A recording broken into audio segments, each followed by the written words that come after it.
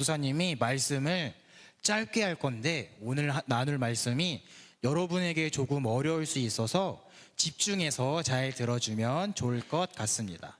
오늘 제목이 조금 재미있는 것 같은데 제목을 먼저 함께 크게 읽어볼까요? 시작. 네, 당신은 누구입니까가 오늘 말씀의 제목입니다. 이런 질문 받아본 친구 있을까요? 좋습니다. 자, 오늘 왜 이런 제목을 가지고 있는지 베드로전서가 어떤 이야기를 우리에게 하고 있는지 살펴보도록 하겠습니다. 그 전에 전도사님 한 가지 여러분의 기억력을 한번 확인해 보고 싶은데, 우리 디모데 전서와 디모데 후서가 성경 속에 있죠. 누가 누구에게 쓴 편지인지 기억나는 친구가 있을까요? 진영이가 한번 이야기해 볼까요? 맞아요. 우리 박수 한번 쳐봅시다. 그러면은 오늘 우리가 함께 읽은 말씀이 베드로 전서인데, 베드로 전서는 누가 쓴 편지일까요? 바울. 아쉽지만 맞아요. 베드로 전서는 베드로가 쓴 편지예요. 그렇다면 이 베드로는, 디모데 전서는 바울이 디모데에게 쓴 편지인데 베드로 전서는 베드로가 누구에게 쓴 편지일까요? 오늘 베드로 전서 1장 1절 말씀을 보면 우리가 알 수 있는데, 여기 나오는 것처럼 본도, 갈라디아, 갑바도기아, 아시아 이렇게 많은 나라들이 나와 있죠. 베드로 전서는 베드로가 세계 곳곳에서 흩어져서 살고 있던 예수님을 믿는 유대인들, 예수님을 믿는 사람들에게 쓴 편지예요. 베드로는 오늘 편지에서 뭐라고 이야기하고 있냐면, 여러분 고난과 박해 속에서도 예수님을 믿는 믿음을 잃지 않고 그 믿음을 든든히 꼭 붙들어야 합니다. 예수님이 오직 우리의 유일한 소망이라는 사실을 기억하세요 라고 이야기하고 있어요.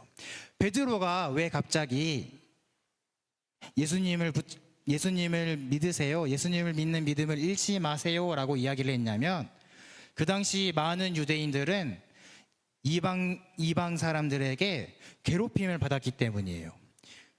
예수님을 믿는 사람들이 왜 괴롭힘을 받았냐면, 이방인들은 여러 가지의 신을 믿고 섬겼지만 예수님을 믿는 사람은 오직 누구만을 믿었을까요? 맞아요. 예수님을 믿는 사람은 오직 예수님만을 믿고 돈이나 우상이나 권력과 같은 세상의 것들에 관심을 가지지 않고 오직 하나님만을 바라보는 이상한 사람들이라고 생각을 해서 이렇게 이방 사람들이 예수님을 믿는 사람들을 괴롭히고 핍박했어요. 이러한 상황을 잘 알고 있던 베드로는 그러한 고난과 박해를 그리스도인들이 잘 견디기를 바라는 마음으로, 위로하는 마음으로 오늘 이 편지를 쓴 것이에요. 베드로가 예수님이 오직 우리의 소망이십니다 라는 이야기를 했는데, 그렇다면 예수님이 왜 우리의 소망일까요?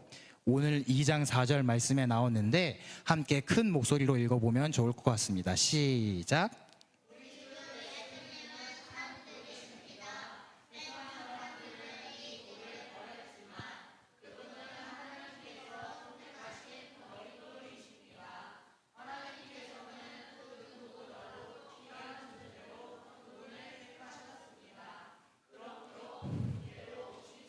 아멘. 말씀이 길었는데 잘 읽어주셔서 감사합니다. 여러분 혹시 돌이 뭔지 아시나요? 맞아요. 그렇다면 산돌은 무슨 뜻일까요? 맞아요. 근데 여러분 살아있는 돌을 본 적 있을까요?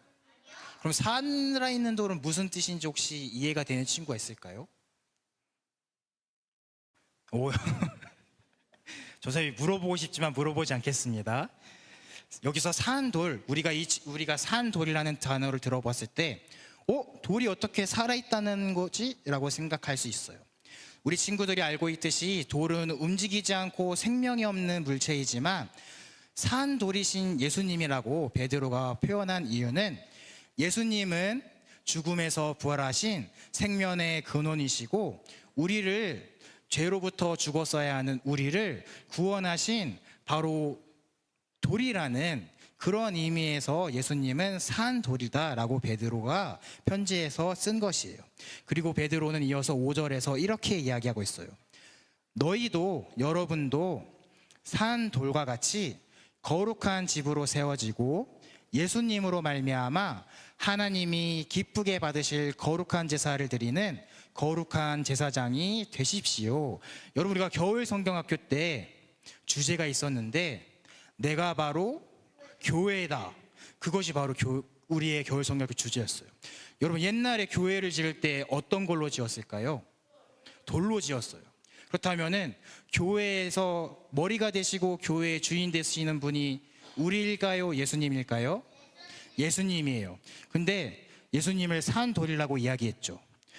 예수님이 직접 교회에 살아있는 머리가 되어주시고, 예수님을 믿는 우리는 예수님께로 나아가서 함께 거룩한 성전이 되고, 또 원래 우리는 죄인된 모습으로 악한 모습이었지만 하나님께서 우리를 의롭게 여겨주시고 구원해 주셔서 우리가 바로 하나님의 백성이 되어 함께 거룩한 성전을 이루어 간다는 것이 베드로가 이 편지를 읽는 모든 사람들에게 하고 싶었던 이야기인 것입니다.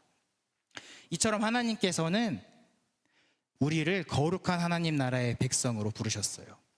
오늘 말씀이 우리 친구들에게 조금 어려울 수 있지만 꼭 기억하면 좋을 사실은 바로 우리는 죄인이기 때문에 원래 심판을 받아야 하지만 하나님께서 우리를 불쌍히 여겨주시고 사랑해 주셔서 예수님을 보내시고 우리를 구원해 주셨기 때문에 우리는 죽음에서 벗어나서 영원한 생명을 얻게 되었습니다. 우리를 구원하기 위해 예수님이 십자가에 매달리신 것처럼 우리 친구들도 이 하나님 예수님의 사랑과 예수님을 이 땅 위에 보내주신 하나님의 사랑을 잘 기억하면 좋을 것 같아요.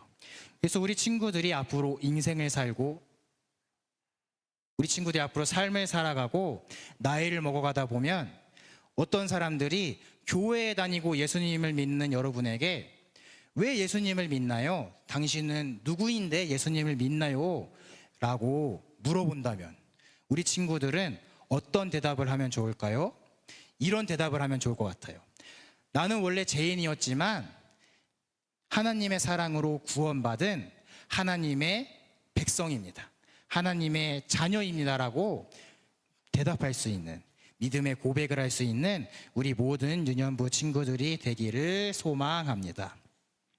또한 하나님께서는 예수님의 이름으로, 예수님을 믿는 믿음으로 모이는 공동체를 우리에게 선물해 주셨어요. 오늘 우리 유년부가 누리는 공동체는 어떤 공동체일까요? 바로 우리 좌우를 돌아보면 볼 수 있는 선생님들과 친구들, 이것이 바로 우리 유년부 친구들에게 주신, 하나님께서 여러분들에게 선물해 주신 소중한 공동체입니다. 그래서 우리 유년부가 거룩하신 하나님의 뜻을 따라서 순종하면서 나아가서 거룩한 하나님 나라의 백성으로 살아가는 유년부가 되기를 소망합니다. 그래서 이 시간 하나님께 찬양을 올려드리도록 하겠습니다.